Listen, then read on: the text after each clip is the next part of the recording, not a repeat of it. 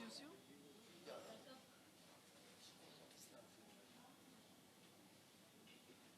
Try not to stand in your position.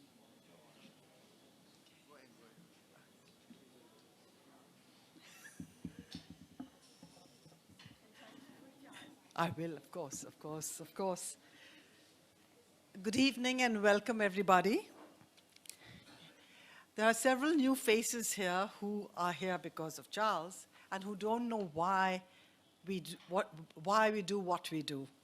So I thought that since you don't know us, I'll introduce the space, which is Gyan Pravah Mumbai, which seeks to facilitate critical thinking in the arts. Through courses, lectures, seminars, conversations, and performances, we offer a platform to engage with works and a window to the current works of theory and practice. The objective is to bring about informed dialogue and discussions to enable us to think critical, think art.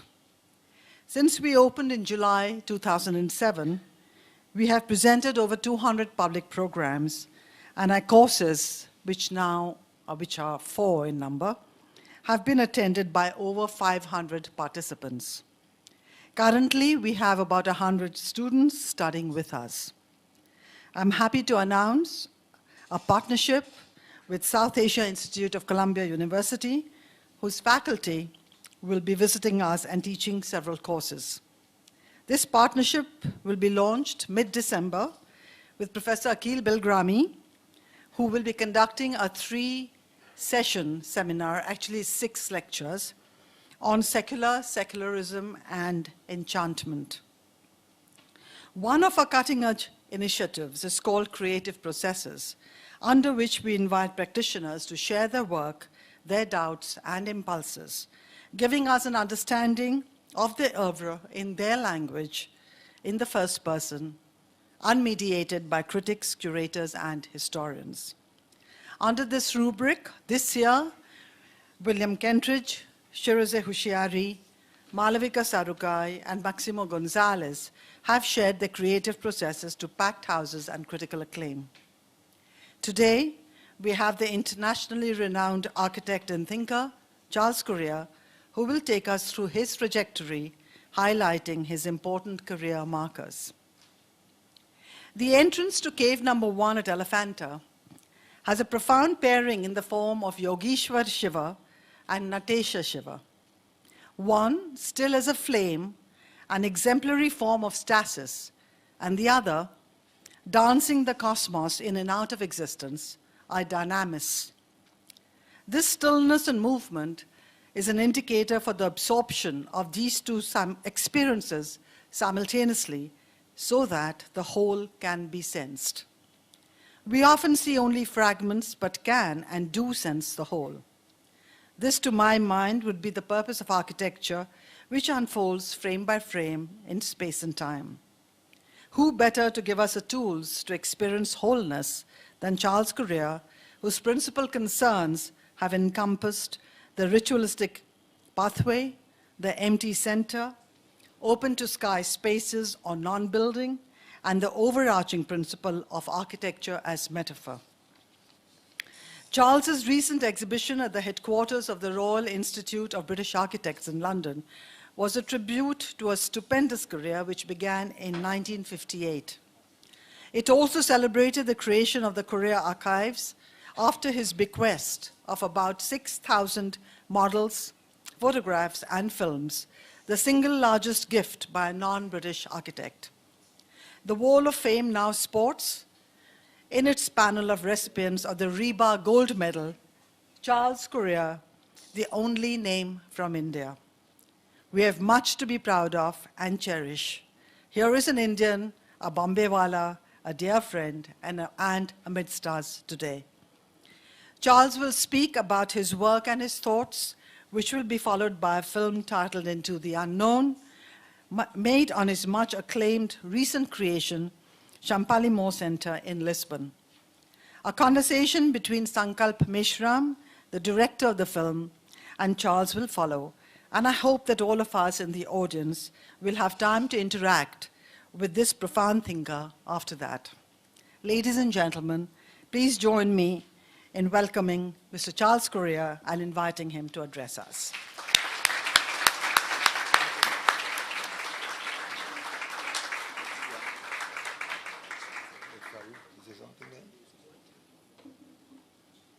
How does it run? This thing, yeah. Well, thank you very much for all those generous things. When Rashmi asked me to speak, it was difficult because usually I speak to architects or students of architecture, or otherwise it's a general lecture to the public. But this is the first time I've tried to give such a talk, which is about what is the process through which we design a building. It's very important, I think, that the public understands. To begin with, I thought rather than speak in generalities, I'll take you through a particular project. But to get to that project, I'll have to try and explain a little bit of the thoughts that went in through my head through the other projects I did on my way there. Now, the first thing I should say is that there's a big difference between construction and architecture. We use the word architecture in India very, very loosely. Everything in Gurgaon is architecture. Why is it so bad? You know, there's so much writing done, but is it E.M. Forster? Is it whatever? There's a difference between literature and writing. There's also a difference between construction and architecture, which most civilized cities, if not countries, understand.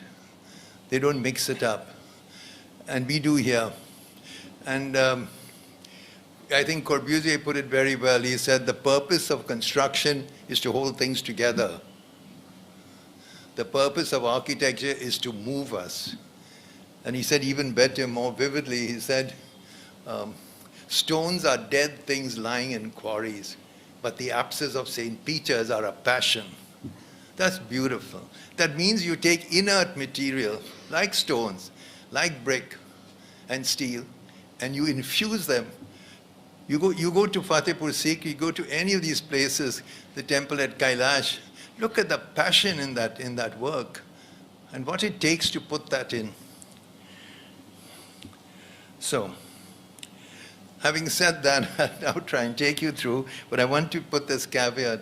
When I said all this, I don't mean that architecture is an abstraction. No, a building must work. It has a purpose. All design has a purpose. And this is where we part company with the painters who, if they're too useful, they feel they have sold out. Picasso, for instance, a great sculptor like Noguchi who designed a coffee table, brilliant, it's a piece of sculpture. They thought less of him, the critics, because Henry Moore would never design a coffee table. You must understand the snobbery that goes on, where artists are considered higher than someone who's actually useful, and especially in the art tradition of craftsmen. Of course we must open that door. And it's something we have to think about why this happens. Now, so a building must work. There's no question about that. It has a purpose, and to me at least, it becomes interesting when it goes beyond that purpose, when it expresses something other more metaphysical values. Here is the Kund at Modera. You all know this. It's about 30 or 40 miles north of Ahmedabad. Has everyone been there? Yeah, it's worth going right now, this evening. But it's fantastic. You see, on a practical level, it's just a tank, a water tank. And what's very, very clever about it, of course, is that it's a place for pilgrims to bathe, and when the monsoon comes, it fills up, but as the dry weather sets in and the water recedes, you can perform the same rituals at lower and lower levels. So those steps are not just abstract sculpture, they're tremendously intelligent, functional use, and all these kunds have that quality. So, but then it's much more than that. Even now I haven't begun to describe it. You know, just to dig into the earth is primordial, to go in search of water. That's what you're looking at, and it moves you, whether you think about it or analyze it, somewhere deep in your stomach, you know that this is, water is the giver of life, and as someone said, it's the taker of life. It's very basic to us. And then, of course, there's the empty center. So if the temple at Modera is a model of the cosmos, this is like an inverse model of the cosmos into the earth. And now, lastly, it's open to sky. That means you have something which is called the axis of the universe set up between the earth and the sky above, which exists in everything, going back to the Pantheon. It goes way before that to the Greeks, to the Pantheon in Rome, you know that building. It exists everywhere. Every human culture has imagined this connection between the earth and the sky. That is what, when architecture begins to deal with these issues, but naturally, I don't think you can force it. These people didn't force it. They were just doing something so primordial and so basic that it got this expression. So that's really important, that a mythic image like this is much, much deeper than just what we seem to see. It stirs in us. It's wonderful. There was a chap called Gaston de Bachelard who wrote a brilliant book on science. He was a member of the French Academy. And then he wrote one book on art. At the age of 60, he stopped writing for 10 years. And because art is so different, he said, science is cause and effect. He said, art is not cause and effect. You can't say, oh, because that was brown, I made this black. He said it's like a depth charge which explodes in your subconscious and sends to the surface the debris of recognition. We don't even know why we recognize this, but this is doing so many things to us. Here's another mythic image, the guru in the forest, very basic. It's education, of course. It's the guru and his chelas. It's basic not just in India, everywhere in Asia, I think in Africa too. Now, the symbol of education in North America is the little red schoolhouse. It has totally different implications. First of all, the weather, so they have to close it. But secondly, it has quite a different, I don't know how to say, ambiance. So that, I mean, I know I can get educated here, but I don't know if I can get enlightened. I know under an open sky, you would get enlightenment. And that's what the Kund is playing in your mind. It's under God's sky. Now, this open to sky space is very, very important in housing, because especially at every level, at very rich people want a lawn and this, but really poor people, when they have a courtyard or a terrace, you double the one room they have, they can get 2 rooms. And it's the second room has this wonderful quality of connecting with other things. So at least all the housing I've done, I've tried to use that, rich or poor. You have to realize it's primordial, it's very basic. What I'm describing is different attitudes which you pick up as you go through life. I'm sure that's true of painters and writers and stuff. There's something called the snail. As it moves along, the snail is inching along and then goes this way and then goes that way. And there's a word for that trail. I read it once. It's a scientific word, but I forgot it, and no scientist can tell me what it is. But it was a very nice essay, and it said, if you study that trail, you learn about the snail. So I think artists are like that. You do random things, seemingly random, but slowly they're beginning to form, they're going to form a kind of connecting. So one of the things which I think all of us in India, we want to find an Indian architecture. We want to know what architecture could be in India. No. Our problem is really that all architecture as we know it today, including modern architecture, goes back to this very simple diagram of the Parthenon, which was one of the original icons of Europe, of Greece, as you know. And so the Greeks did not think that man should imitate nature. It wasn't like Art Nouveau where you make leaves and stuff. No. A building is man-made, nature is separate, and you have a dialogue between man and nature. That's essential. In fact, that was followed by the Romans after them. Then came Palladio and the thing, and finally all the way down to Corbusier. Now, if you're a European and you're coming down this road, is this way or this? I don't know which way this is. Oh, sorry. You're coming down this road and you come all the way to Cobb. If to find an Indian architecture, I can't turn left. Or to find Japanese, turn right. I've come down quite a different road than perhaps what exists here. I don't know what exactly that is, but that is what we should search for. But I know it's not that. In fact, if I see, for instance, the caves in Ajanta, they are not destroying the hill or dominating it, but they're not leaving it alone. It's a very ambiguous relationship, and that's why typically Hindu and Buddhist, that you don't have this simple dichotomy between man and nature and good and whatever, on and on. So I thought to myself, what would happen if you came down such a path? And this was the important building bricks in my head, the snail's trail, I mentioned it. And I thought, what would that be? And I thought it would be something more like a non-building, which isn't the object on the hill, but actually on the contrary, it's a kind of energy field you move through. And one of the ones I did long ago in 75 in Bhopal to 81 was Bharat Bhavan, where you enter there and there's nothing to see because it's just behind these walls which you walk past. You go down these courtyards. There's a lake out there. You enter and you go down this courtyard and then you can go through into the next courtyard. What has happened to this? Yeah, I think it's not working. Is it working? Try it again. One day just point. Oh, thank you. Yeah, you got it? Ah, perfect. And you go down and you can go in here and then you can go down and further down. And in each of these places, there are these caves. I'm calling them caves. I mean, they're rooms, they're huge rooms, which have different collections of tribal art, or contemporary art, of theater, all kinds of things, and workshops. But basically, you're going under open to sky space.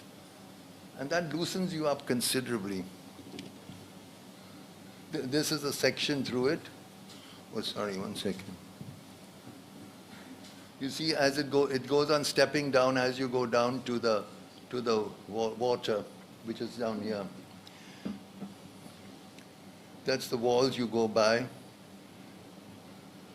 And that's the water ahead of you. So you know where you're going, but you're not moving towards an object. Then if you look into one of these spaces which you can access, many of you may have been there, then of course you get these collections, and that's a regular exhibition space or museum. But the idea of moving through, to me, was very important. And I just did this intuitively. I'd done it before. Much later, I learned about the production and all the importance of the movement through that. Of course, the idea of moving around on a sacred, on a ritualistic pathway is basic to all cultures. It's not just in Hinduism. It's not just in the stupa. It's in the Kaaba in Islam. It's in Christianity, the novenas going around the cathedrals. I put this small movie clip, so you'll understand that you can't photograph this building. In fact, I think Sankal went to photograph it and he said, it's empty center, how can you photograph what isn't there? Which is really true. How do you do that? And that's the trouble in architecture, because what gets publicized and is the image which you can see in a magazine or a newspaper. That means it's basically just a pattern that's going down to the water. But what's nice about this is that it's actually a public garden, and people come there for the garden and then they go for one or two. We don't have the equivalent in Bombay. We should. They don't even have it in Delhi. Delhi, you have to jump in a car to go to Triveni or something. These people come on a scooter. It's right in the city. No. this idea of the ritualistic pathway started with one of my first projects. This is the Gandhi Memorial Museum. I think many of you may have seen it. It's in Ahmedabad. And here we've got you can see the roofs there. Then if I take the roofs off, you can see that some of the places are enclosed. Gosh, none of these things work. I'm sorry. Maybe you should pay your rent or something. I know. You give that. Actually, these are made in China. Okay. This is Bravo for China. But anyway, you can see that. The yellow shows where the units are enclosed, but for keeping letters and books, etc. But really, it shows you how you can go. This is Gandhiji's life. It was a journey. That's through Ahmedabad. He came back. The first one was South Africa, and then finally he gets killed, and then he triumphs. That was his house, as you all know. Really? Which one? Yeah, thanks. Not that I need it, but anyway. Now, you see, it's tiled roofs, brick, stone floors, etc. And I tried to use the same thing, but in a contemporary voice. Now, I'm going to make a lot of enemies in this room, but I don't think heritage means that you make a cartoon version of the past. That's terrible. You must speak. Am I in the way? Oh. You can't make a cartoon version of the past. If you see what's done in Spain and Italy, wonderful new pieces are added, but very of high integrity, and they complement the old. You've all seen that. It's very sad, the state of heritage here, because people aren't allowed to do that. They've got some committee. What did this chap call them yesterday? Idiots, who that CNR Rao. No, I just feel they should think about it, because you do need to make some statement about this generation, about the India which existed today. But it's still very austere, because that's what Gandhiji's life was. And because of the openness, of course, villagers and all feel very free. They don't have to push open a glass door. So this openness, this open to sky space is very, very important. Now, this is a very important idea, nothing to do with me. It's the mandala. When we talk about architecture as a metaphor, this is incredible that the city of Jaipur is itself a metaphor for the cosmos, the very plan of it. As you know, a mandala consists, this is the mandala of 81 squares and 64, etc. But it consists of all the, and then the center is where you have Brahman, where your soul goes after all moksha. And this fellow, as you know, I mean, many scholars think, so I don't know, I'm not a scholar, that he took the Navagraha, the 9 planets, because he was fascinated by the sky. He's the man who built Jantar Mantar. So, and then he took the 9 planets and he put it as a city, and then because of a hill, he had to move 1 planet here, and he kept this for his own, palace. I thought it was wonderful, that here you're starting a city which is very modern. It's a brilliant city for its time. Yet he has a way of looking back and saying, what can that inform me? Without compromising what he wanted to do. To me, he's the first modern Indian. We should really go back. Some scholars should go find out more about him. So when I had to do a Arts Center for Nehru, I thought, well, this is Nehru's predecessor. And I took that same 9 squares, except I took this square and pulled it, so you can enter. And by pulling this across, we got access here to the library, guru. And then I matched each planet's qualities to something that, it was a government building. It had nothing to do with anything ambitious. I don't think they understood what I was doing. The most they ask you, a client usually asks, where's my room? And he's a chairman, he says, is there a bathroom attached? Really, I'm serious. If you're smart enough to do that, you'll get away with this. Not working. No, it's working. So anyway, but pulling this aside, which is a very contemporary thing to do, gave me access to the mandala. If it had been closed, I wouldn't have been able to design it. It's like rigor mortis. I hate that kind of dead symmetry in two directions. It's one thing, anyway, that's what happened. Now, what actually happened, of course, is that you get the planets stacked up one against the other in a mandala. And when you look through, you're looking through the center one, which has to be empty, as I said, that's Brahman. See the way that you connect them? They're thick walls, and then you only have 10 foot by 3 meters by 3 meters opening, and the thing itself is 100 feet, 30 meters each planet. So when you look through, you're seeing through several planets. That's a completely different spatial organization than from a conventional, large, monumental public building, which we've done, like Vidhan Sabha in Vidhan Bhavan in Bhopal. There you put big rooms and small rooms as antechambers and a big one. But I saw that the mandala had a completely different, I said, I must try that. And because it was Nehru, it was a natural good thing to do. What I did find, and I think this chap, Gautam Bhatia, has written on this on his own, he said if you really, in any particular planet, you're disoriented. What gives you orientation is a glimpse of that empty center. So that made me realize that it's not just words. The mandala actually was through experience. People understood that an empty space like a courtyard in the middle of a house, and that's in every culture. And this is, in a mandala, it's a much more serious version of that. These things actually work. So that's the center, which is empty, which acted as the stones. This is the entrance to it. This is the first planet, which is Mangal of power. We put the director there, which was a mistake. He was a government director, and he gave a lot of trouble. But this is a nice thing. This is a giant cosmograph, which these were all painted by traditional artists whom Jyotindra got to do the painting. And they were chosen, the symbols and all were chosen by someone called Manu Desai. Do you know him at all? You should think about, he's a wonderful man who was a graphic artist. He had gone to America maybe a little earlier than I did, in the 40s. And he went and studied at Cranbrook.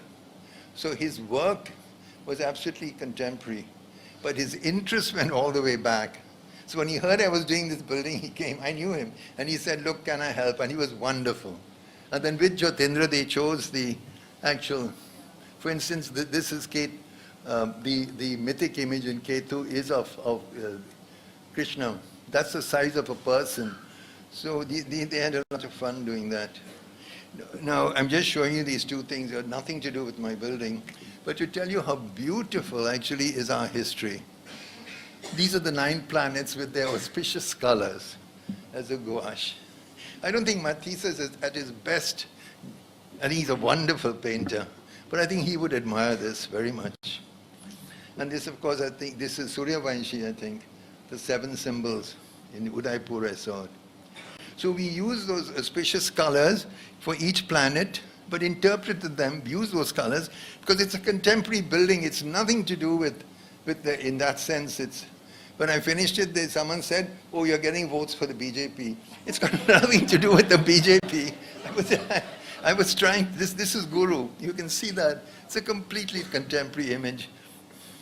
But it's based on very old, like the Kund in Modera. This is the building from the outside. I really like it very much because these are the 9 planets and they all got their symbols. And for this thing, in the old days, they used to put cloth and bamboo, see the size of a building. And I didn't know whether we should make it 30 meters per side or 27. So they actually made with bamboos. And we went there because as a model of the cosmos, it has to be autonomous. It must have the gravitas of something that relates to the sky and not just to some neighbors.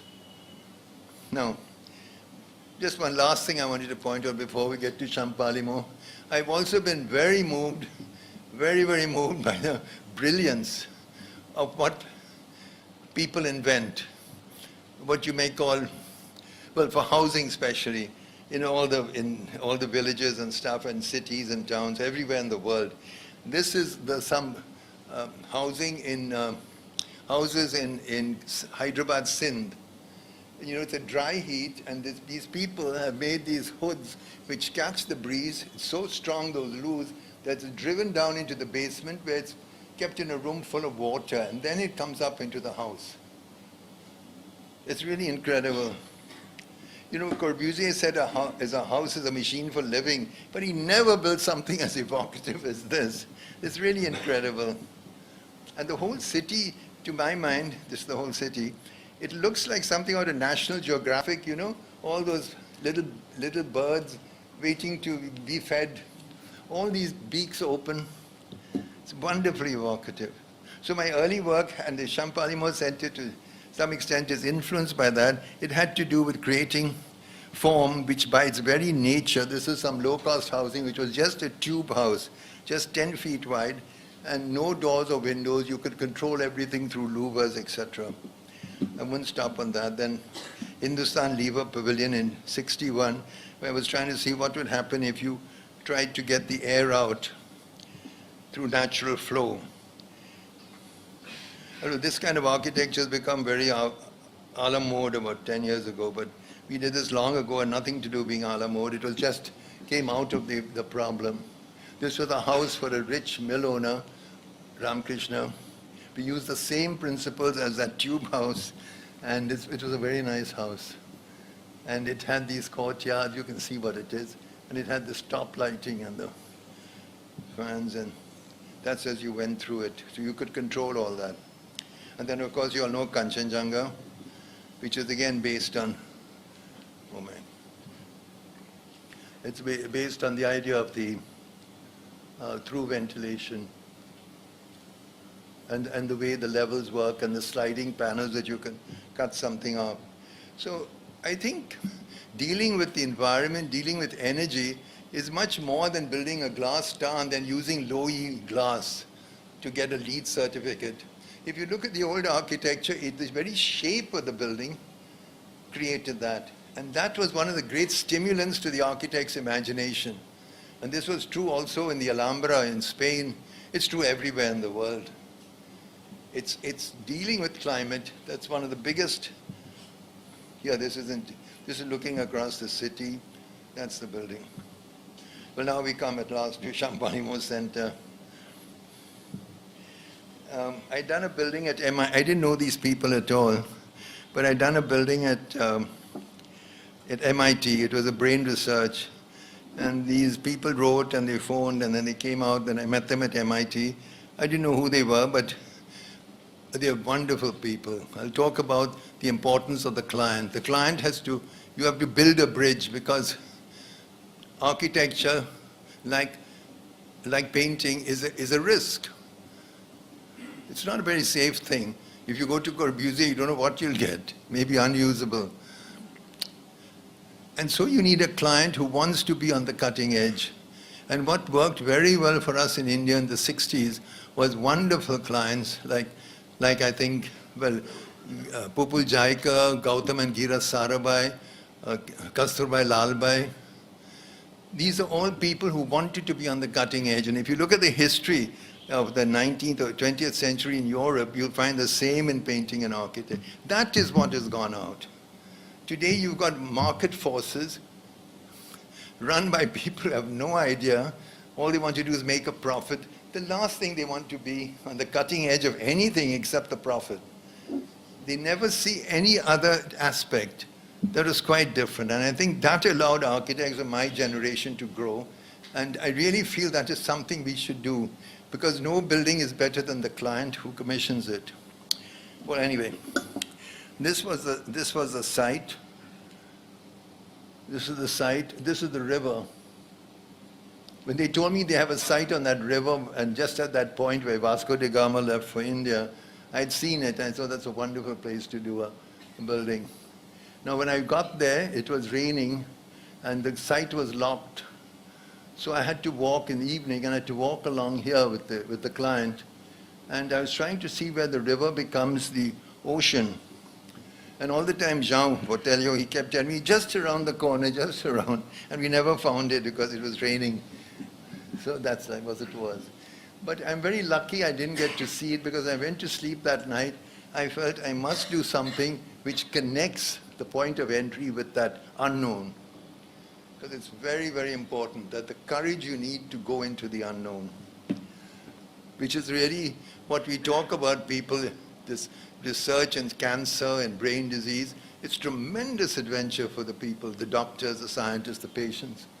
So my first thing was this, but in the 15 minutes I realized that's not going to work because on this side there's already a curved, what on earth is happening here? Anyway, you see that curved wall, that curved walk, there is no, what is that? No.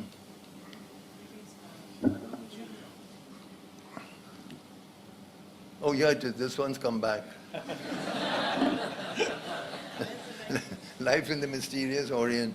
But anyway, this is the curve, and you can't, this is a public space. We want to make this a public space. So I said we should have 3 walls, and then you get, of course, a connection. And that's what the project is. The buildings are behind that wall, and there's a glass bridge connecting them.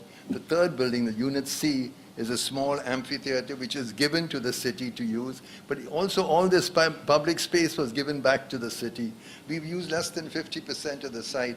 And again, the client backed me on that. I said, it's too important a site to make it your foundation. And it was very good because when they started construction, of course, lots of NGOs came around, but they were disarmed and they were told, you've now got a site which celebrates the history. Before it was just rubbish and nothing there. So that's what the 3 buildings look like. And that's the entrance, and that's the way you come in and go there. And I'll just show you a fly-through.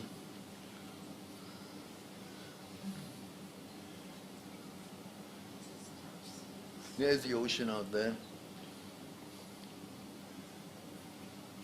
What's very nice in simulation, we don't design on the computer, but it's very useful for doing things like this so that you can check and also the client can understand what you're trying to do. So now all the spaces of the building are lit through different gardens, very much like the Alhambra. From the outside you see these walls, but on the inside it's quite a different world. So this building doesn't look like the Alhambra, but the principle is the same. That's very important to my mind. You use the same principle perhaps, but you reinvent its expression. Now we've come out between the 2 buildings. There's the glass bridge. And now we're walking up towards the ocean. And I felt this is into the unknown, so I sloped this thing. I put the parking under, because I feel you must see the sky. You mustn't see water. The sky is the real unknown, not water. When you come to the end, you see water, and then you see an enigmatic object, which might be an island or whatever, a Portuguese man of war, whatever it is, but it's what you came in search of. And then this is all the laboratories and the research, etc. That's looking back.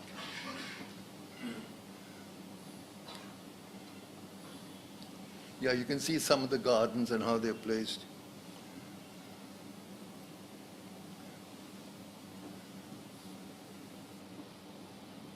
This is the service area, but the service area also is part of the sculpture. I think architecture is sculpture, but with the gestures of human occupation. It's not just stupid abstract sculpture. No, it's got to do, if you look at a great house by Frank Lloyd Wright, the windows don't make it less sculptural, make it more so. The openings, the shadows. This is the glass bridge, done by a German engineer, brilliant man. It got, so now here are the plans, and you can see the different buildings and the stuff. And then, of course, all the studies we had to make to try and understand what would be the way and what would you look at. And that's where Google Earth comes in very useful, because you can zoom in, seriously, then you can see what happens across the river and what view you would get. And of course, even from those openings. And then the building starts to go up. This whole thing was done in 3.5 years, including construction. And it's a huge thing. It's twice as big as the MIT building. But because of this very good, trusting relationship between the architects and the clients and everyone else, the doctors, it's very, very important. See, an architect, I think Monica does weaving, and once Akbar was telling her, Akbar Padamsi, the painter, he said, you know, when you paint, you want to make a curve. Then you don't like it, you erase it. He said, you can't do that in weaving. It's true, you have to rip it all out and go back. So that gesture, spontaneous gesture, how do you make it? Because you can't get it wrong. And in architecture, of course, it's to do it at the right scale. And when I saw this going up, I said, well, at least we got the scale right. So this is that space down the center.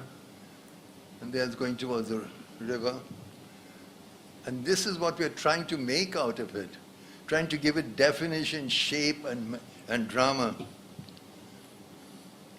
I'll just go fast through these things. You can, and the whole thing is like, I think it's like cheese, you know, you just chop it with a very sharp knife, scalpel. We also put the stones, only use flat stones. And when it was more of a curve, we use them shorter, because I love the way stones, when they're not curved, they reflect the sun and all unevenly. This is from the entrance side. This is looking into this garden, which hopefully will become a Brazilian rainforest. This is right at the beginning. This is the entrance to the building. This is both buildings with the bridge between them. And just this curve is enough to give you the protection you need for arrival. You don't have to have a column with a porch or anything like that. It's all that's looking through from. Because it's very important to see the sea and the sky, as I said, as therapy. I think we have an ability to help cure ourselves. It's not all medicine. It's got to do with looking at nature too. Yeah, this is the therapy courtyard. Now, I just thought I'd show you some of these, which is how you connect these spaces. Because we've got such simple gestures, you must have moments where it's quite rich. You know, you go from one to another. Oh, this is wonderful. This, for the opening by the president of Portugal. The president of the foundation, Leonor, she climbed up on a chair and wrote this with a felt pen or whatever that marker is called. But it was like Picasso or something, you know. She didn't have any plaque. All they did on this concrete, they wrote. This is the foundation, the completion, opened by. See, this shows you how you go up. And of course, this end of the building is facing the ocean, so it's absolutely open. It's like binoculars looking out, like a periscope out to sea. This is the service entrance. I like the way the sunlight comes through. And look at the scale. I mean, because of if this had been flat walls, it would have been deadly. But because of the curved wall, there's they sit on the ground very easily, very lightly. This is the bridge, which is a brilliant piece of engineering, I think jewelry I'd call it. Just looking back towards the city. So the city also plays a part, and it's seen like that. And of course, the stone has different colors at different times of the day. There's Belay Tower. Now we're just walking. This is just the last section.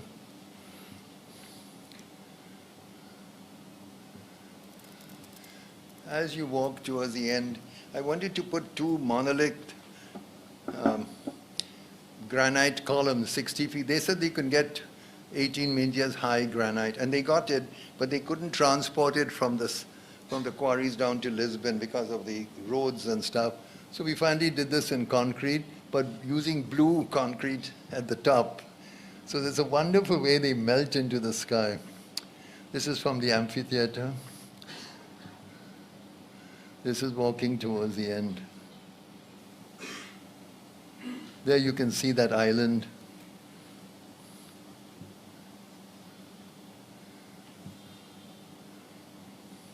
It's what you go in search of. Thank you.